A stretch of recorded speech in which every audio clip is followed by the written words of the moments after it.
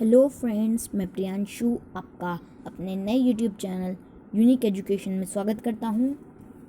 ये मेरी पहली वीडियो है जो कि ज्योग्राफी क्विज़ पर बेस्ड है। तो अगर क्विज़ अच्छी लगे तो वीडियो को लाइक और चैनल को सब्सक्राइब ज़रूर कर दें और बेल आइकन को ज़रूर प्रेस कर दें ताकि मेरी अगली वीडियो का नोटिफिकेशन आपके पास पहुँच जाए। तो चलिए अब क्वेश्चंस की तरफ चलते हैं। तो द फर्स्ट क्वेश्चन है हमारा, the plains of moon are called. इसका मतलब है चंद्रमा के मैदानों को क्या कहते हैं। इसका आंसर है सी मारिया। इसका करेक्ट आंसर है। और क्योंकि ऑप्शन ए हेले एक कॉमेट है, बी वेन एक मून का फेस है और डी भी एक कॉमेट है, तो इसका आंसर हमारा मारिया है। तो चलिए next question. Halley comet become visible to the naked eye for every dash year. इसका मतलब है कि हमें हेले कॉमेट कितने सालों में एक बार दिखाई देता है। तो पहले तो ये हेले कॉमेट बहुत फेमस कॉमेट है जो कि हमें हर 76 ईयर में दिखाई देता है। तो इसका हमारा राइट आंसर है आंसर सी 76 ईयर्स। तो चलिए नेक्स्ट क्वेश्चन पर। ये question number 3, which planet is discovered by sir William Herschel. इसका मतलब है कि कौन सा प्लैनेट सर विलियम हर्शल द्वारा खोजा गया था। तो इसका आंसर है सैटर्न। सर विलियम हर्शल द्वारा सैटर्न प्लैनेट खोजा गया था। तो चलिए next question. Question 4 is what is comet. इसका मतलब है धूमकेतु। जो कि कॉमेट होता है वो क्या है। तो कॉमेट एक आइसी सेलेस्टियल बॉडी है। इसका मतलब एक खगोलीय पिंड है, ठंडा खगोलीय पिंड। तो चलिए अब next question. 2 moons of Mars are Phobos and dash. तो इसका आंसर हो सकता है हमारा, क्योंकि मार्स के केवल 2 मून है, फोबोस और हमारा डीमोस इसका राइट आंसर है। क्योंकि गैनीमाइड जुपिटर का एक मून है, सेरस एक ड्राफ्ट प्लैनेट है जिसे आप बोना ग्रह भी कह सकते हैं, एरिस भी एक ड्राफ्ट प्लैनेट है। तो चलिए next question. So question number 6 is what is the which of the following is the highest peak of solar system. इसका मतलब है कि सोलर सिस्टम का सबसे ऊंचा पीक, हाईएस्ट पीक कौन सा है, मतलब सबसे हाईएस्ट ऊंची चोटी कौन सी है। तो इसका आंसर है डी ओलंपस मून। ये ओलंपस मून है जो कि सोलर सिस्टम की सबसे ऊंची चोटी है। कुछ ऐसा दिखता है जो इंडिया अर्थ का हाईएस्ट पीक है, जो कि माउंट एवरेस्ट है, उससे 3 गुना बड़ा है ओलंपस मून माउंट एवरेस्ट से।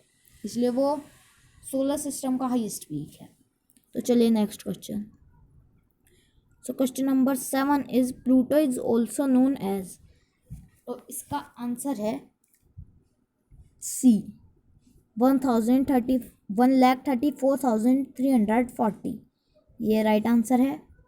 ऐसा प्लूटो दिखता है। तो next question. In which spacecraft Neil Armstrong and Alvin Aldrin were go to the moon. तो जिसका मतलब है कि नील आर्मस्ट्रॉन्ग और एल्विन एल्ड्रिन जो कि सबसे पहले मून पर गए थे, वो किस स्पेसक्राफ्ट यानी किस यान के द्वारा मून पर गए थे। तो इसका आंसर है अपोलो 11। अपोलो 11 एक स्पेसक्राफ्ट था जिसमें नील आर्मस्ट्रॉन्ग और एल्ड्रिन मून पर गए थे पहली बार।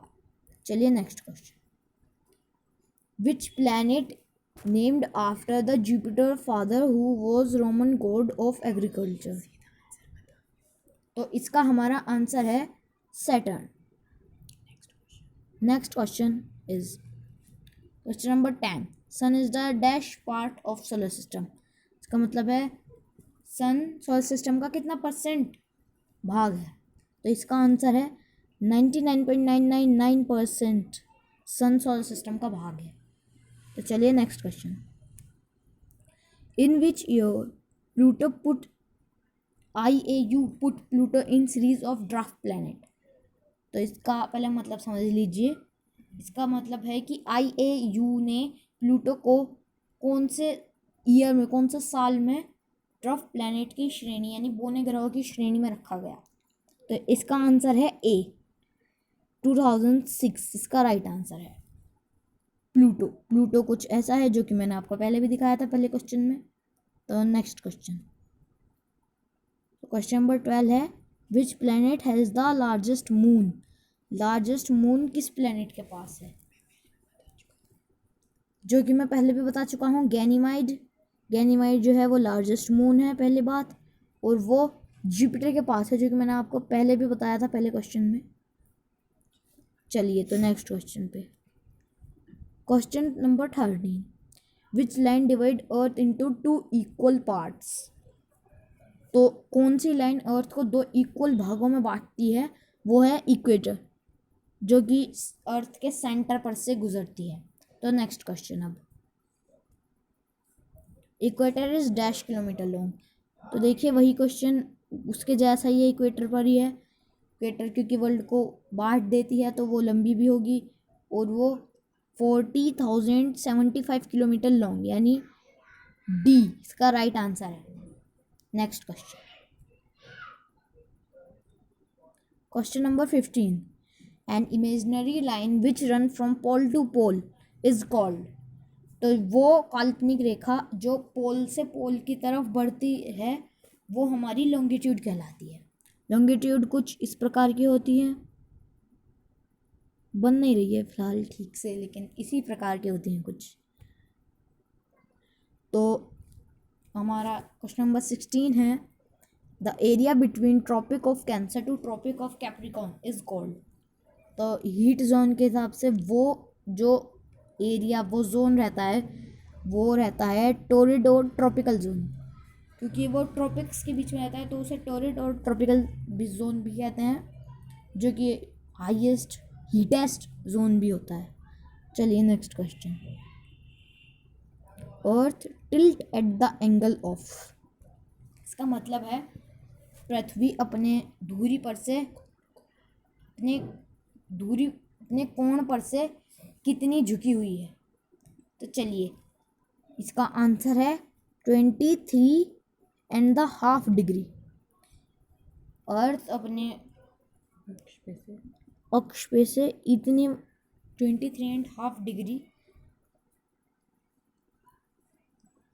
झुकी हुई है।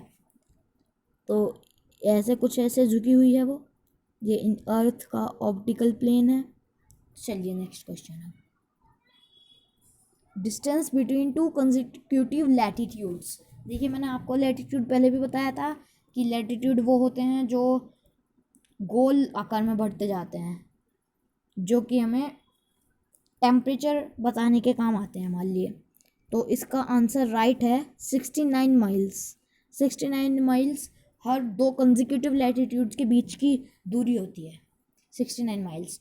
चलिए next question, question number 19, the Indian standard time IST has been fixed on? तो इंडियन स्टैंडर्ड टाइम जो है वो हमारा 82 डिग्री ईस्ट पर है। ये इंडियन स्टैंडर्ड टाइम है जो 82 डिग्री ईस्ट पर है, क्योंकि देखिए ये मिडमर है, ये सब ईस्ट वेस्ट पर है, तो मिड पर हमारा 82 डिग्री ईस्ट है। तो चलिए अब next question, when we move 1 degree west to east the time advanced by? जब हम 1 डिग्री वेस्ट से ईस्ट की तरफ बढ़ते हैं तो टाइम एडवांस्ड होता है। इसका आंसर आप मुझे नीचे कमेंट बॉक्स में देंगे, ठीक है? तो चलिए थैंक यू। अगर आपको क्विज़ अच्छी लगी हो तो वीडियो को लाइक और चैनल को सब्सक्राइब ज़रूर कर दें, और बेल आइकन को तो ज़रूर ही प्रेस कर दें कि वीडियो अच्छी ही लगी होगी। चलिए अब थैंक यू फॉर वॉचिंग।